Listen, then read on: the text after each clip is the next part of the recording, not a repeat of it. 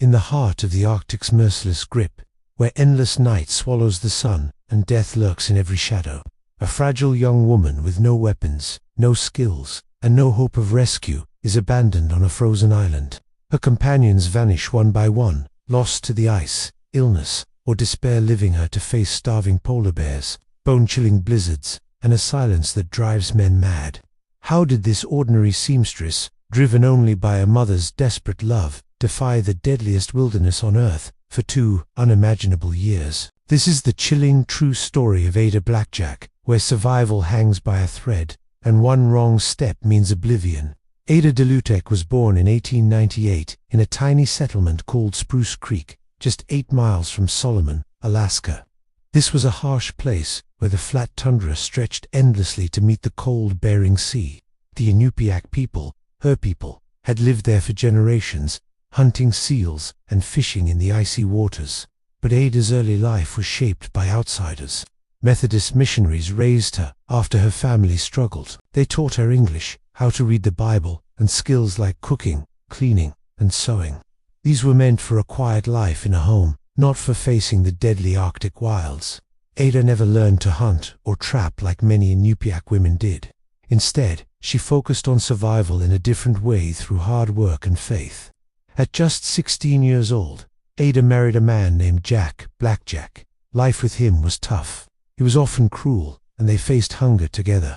They had 3 children, but 2 died as babies from illness and poor conditions. Only their son, Bennett, survived. But Bennett was weak, suffering from tuberculosis, a lung disease that made him cough blood and struggle to breathe. Jack abandoned them, leaving Ada alone to care for her boy.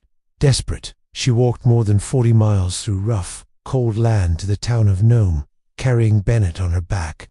Nome was a busy place during the gold rush, full of miners and dreamers, but it was hard for an Indigenous woman like Ada to find good work.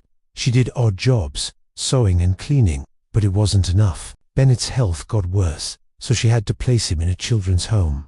It broke her heart, but she promised herself she would earn money to get him back and pay for doctors. "I will do anything for my boy," she thought. In 1921, opportunity came in a strange form. A famous explorer named Wilhelmus Stefansson had a bold plan. He was Canadian, known for his Arctic trips, and he dreamed of claiming new lands for Britain or Canada. His target was Wrangel Island, a huge, empty island in the Arctic Ocean. It was about 2,900 square miles of rocky tundra, steep cliffs, and endless snow. No one lived there permanently. The nearest land was Siberia, 90 miles away across dangerous sea ice. The island was owned by Russia, but after World War I and the Russian Revolution, borders were unclear. Stefansson wanted to plant a flag and hold the island, hoping it would become valuable for trade or strategy. He didn't go himself instead. He sent for young men. Alan Crawford, a 20-year-old Canadian student leading the group, Lorne Knight, and Fred Mora, both Americans with some Arctic experience, and Milton Gall, a 19-year-old Texan full of enthusiasm. They were idealists, excited about adventure, but not fully prepared for the dangers. The team needed someone to handle sewing and mending clothes, especially from animal skins.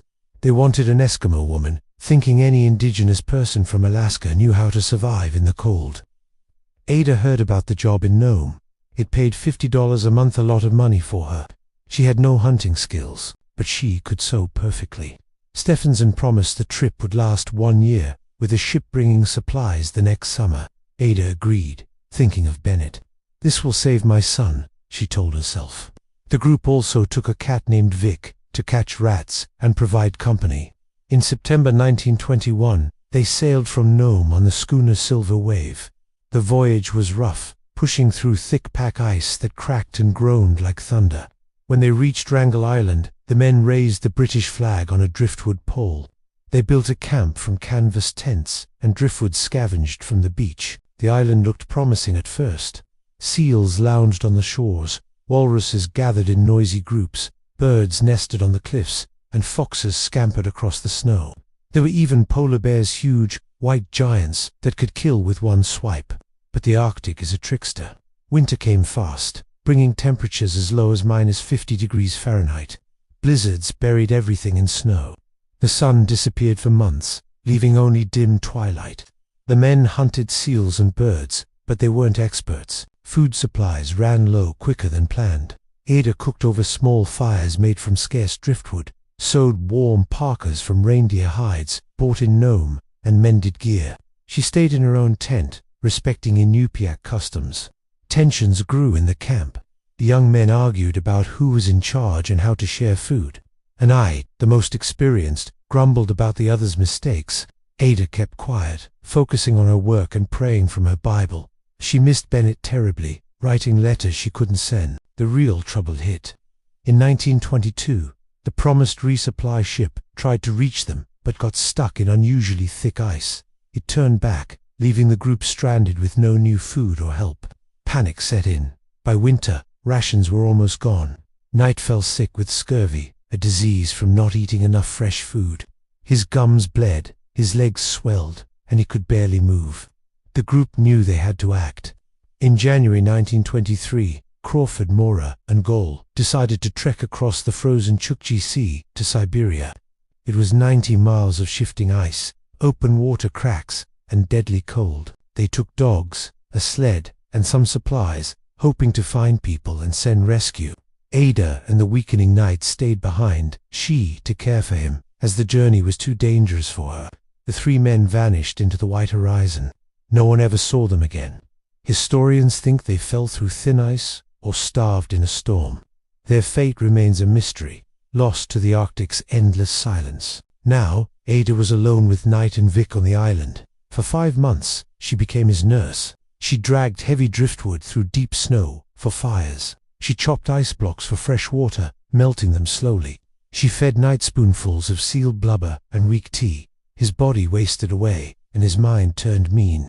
In his diary, he wrote angry words about Ada, blaming her for small things.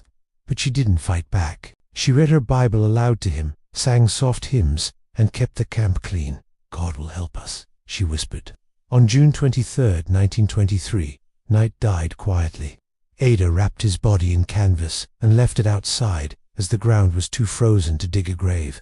Now, true isolation began. She was the only human on the island, with no one to talk to except the cat. The wind screamed day and night. Polar bears prowled near the camp, their eyes glowing in the dim light. One night, a bear tore into the tent. Ada grabbed the rifle and fired shots into the air, scaring it away. Her hands shook, but she survived. Ada had no choice but to learn fast. She had never shot a gun before, but she practiced with the expedition's rifle. At first, she missed, but soon she hit seals on the beach and birds in the sky.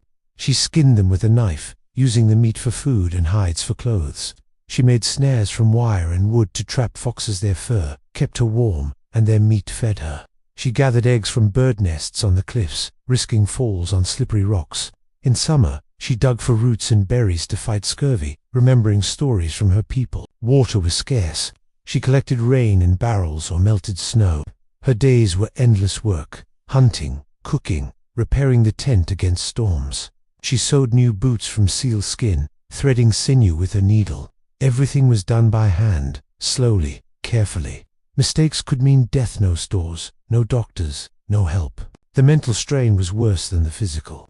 Isolation in the Arctic can break minds. The endless white landscape plays tricks. Shadows look like people. The wind sounds like voices. Ada fought it with routine. She marked days on a piece of wood, like a calendar. She wrote in a diary with simple words, "Today I shot a seal. I am tired but okay." Thinking of Bennett, she talked to Vic, petting the cat for comfort. She sang church songs and prayed, feeling God's presence in the emptiness. "I am not afraid to die," she wrote once, "but I want to live for my boy's sake." Thoughts of Bennett kept her going, his small face, his need for her. She refused to let despair win.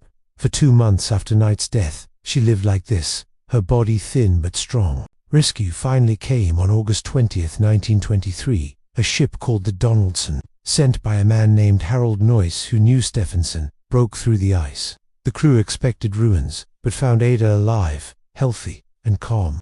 Her camp was tidy, with stacks of fox furs she'd trapped. Vic purred at her side. "I did what I had to," she told them simply. They took her back to Nome, where newspapers called her the heroine of Wrangel Island, or female Robinson Crusoe. People wanted her story, but Ada hated the attention. Stefansson tried to claim rights to her diary and profits, but she fought back quietly. She got some money from Furs and interviews enough to reunite with Bennett and get him treatment. He grew stronger, and later Ada had another son, Billy. But life wasn't easy. She remarried briefly, faced poverty, and sometimes put her boys in care again. In her later years, she lived in Palmer, Alaska, hunting and living simply until she died in 1983 at 85. Her grave in Anchorage is modest. Like her life, Ada Blackjack's story isn't about glory.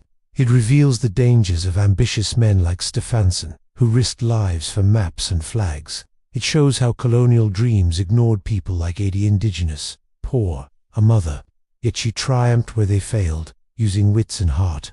Her survival teaches that strength comes from love, faith, and small daily choices. In a world that forgot her, she remembered herself and endured.